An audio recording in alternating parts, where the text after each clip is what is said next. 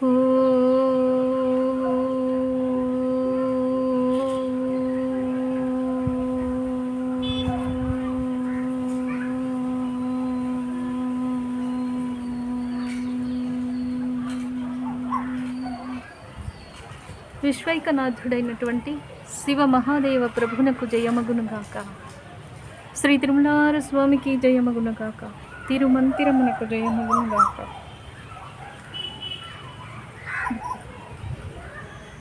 మనం తిరుమంతిరంలో 620వ మంత్రం నుండి ఈరోజు అర్థం తెలుసుకుందాం. సమాధి స్థితి మనోలయంతో సిద్ధిస్తుంది. ఎక్కడైతే మనోలయం సంభవిస్తుందో అక్కడే జీవన శ్వాస ఉంటుంది. ఎక్కడ మనోలయం లేదో అక్కడ జీవనమే లేదు. ఎవరైతే మనోలయంలో కలిగే బ్రహ్మానందంలో స్థితులవుతారో వారు పూర్తిగా లయయోగంలో స్థితులైనట్లు.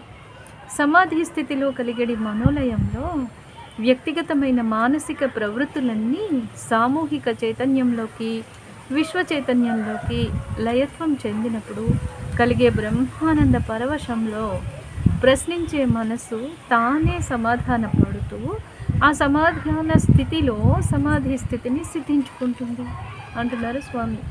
ఇక 621వ మంత్రంలో ఏమంటున్నారో తెలుసుకుందాం. శివ మహాదేవ ప్రభునకు జయమగునుగాక. శ్రీ తిరుమలార స్వామికి జయము జయము. తిరుమంతిరమునకు జయము జయము. సమాధి స్థితిలోని మార్మిక దృక్కోణము లేదా దృష్టి ఎలా ఉంటుంది? శుద్ధ చైతన్య స్థితికి చెందిన సమాధి స్థితిలో ఎవరు స్థితులవుతారో వారు మార్మిక బృందావనాలను మరి కాంతిమయ మానస సరోవరాన్ని దర్శిస్తారు. వారు అనంత మహా విశ్వ సామ్రాజ్యంలోని సువిశాల పదాలలో రాజహంసలై తిరుగాడుతూ ఉంటారు. కారుణ్యపూర్ణ ఏకత్వం, పరిపుష్ట మనోమార్గమే రాజమార్గము. మరింకా ఆ సుఫలభరిత మేరు శిఖర వృక్ష సాముదాయిక ఫలసార రస ప్రవాహ ధారల తీరాల వెంట శ్వాస అనే గుర్రపు కళ్ళాన్ని పట్టి కట్టి ఆపుతారు. అలా వారు ఈ విశాల విశ్వ చైతన్య ఫల రసాయనాలను సమాధానాలుగా, ఉత్తరములుగా, జవాబులుగా అందుకొని వాటిని ఆ మనోస్థితులు కలిగిన వారికి అందించే దాతలుగా, మహాకారుణ్య రస ప్రవాహ ధారలుగా తన చైతన్యాన్ని ప్రవహింపచేస్తూ ఉన్న సమాధి సిద్ధులు. ఇదంతా విశ్వమానసంలో విలీనమైన మనోలయంతో సిద్ధిస్తుంది అంటూ ఉన్నారు స్వామి. శివ మహాదేవ ప్రభునకు జయము జయము. శ్రీ తిరుమలార స్వామికి జయము జయము. తిరుమంతిరమునకు జయము జయము. ఆ పైన 222వ మంత్రంలో సమాధి స్థితిలో వారు సువిశాల విశ్వశూన్యతల గాఢతలను దర్శిస్తారు అంటున్నారు స్వామి.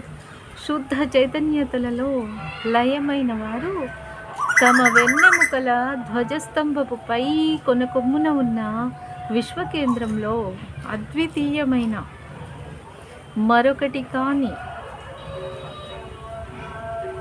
తాను విశ్వముతో వేరుగా లేని విశ్వవిధాయకమైన తనదైన ప్రత్యేక విశ్వ నమూనాను నిర్మితం చేస్తాడు. దానిలో 3 విభాగాలు, 4 తలుపులు కల విశ్వాభిదాయక కోటను నిర్మిస్తారు. ఆ కోటలో ఇక వారు తమదైన అద్వితీయ సమాధి స్థితిలో స్థితులవుతారు. అక్కడ పైవైపున ఉన్న ద్వారం ద్వారా అనంత విశ్వమును దర్శిస్తూ ఉంటారు. ఇంకా వారికి మరణించే అగత్యం లేదు. కలలోనైనా వారు మరణించే పరిస్థితి లేదు. ఎందుకంటే వారు విశ్వంగా విలీనమైన స్థితిని అందుకున్నారు. వారికి జన్మము మరణము అన్నవి లేవు. ఆ వెన్నెముకల కొమ్మున కేంద్రమే వారి నివాసం.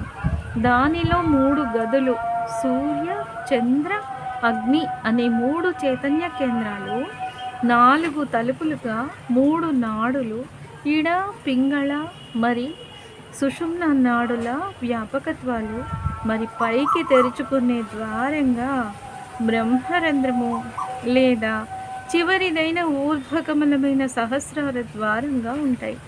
ఇక మనోలయంతో సిద్ధించిన సమాధి స్థితిలో యోగి ఈ 4వ ద్వారం నుండి ఊర్ధ్వముఖ దృష్టితో విశాలమైన విశ్వ విరాజిత చైతన్య సీమలను నిరంతరాయంగా దర్శిస్తూ ఉంటాడు అంటున్నారు స్వామి.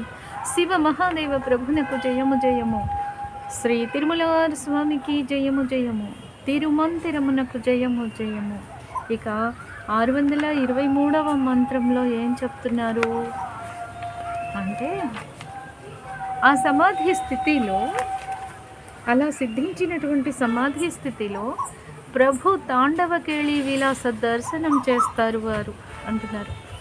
ఆ 5 మార్మిక క్షేత్రాలు, ఆ 8 పర్వత సానువులను, ఆ 6 ఆధారాలు వాటిని పట్టి ఉంచినాయి. మహాదేవ ప్రభునిపై కేంద్రీకరించిన తన ఆలోచనతో వారు అక్కడే నిలిచి స్థిరంగా ఉన్న మహాదేవ ప్రభుని వారు చక్కగా దర్శిస్తారు.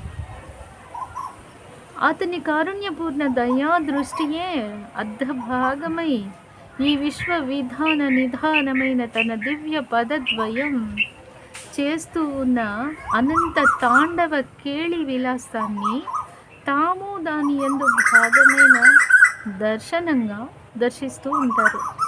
మరింక వారలా శాశ్వతులైపోతారు. శివ మహాదేవ ప్రభునకు జయము జయము. శ్రీ తిరుమలార్ స్వామికి జయము జయము. తిరుమంతిరమునకు జయము జయము. తిరిగి మరో విభాగంలో మళ్ళీ కలుసుకుందామండి.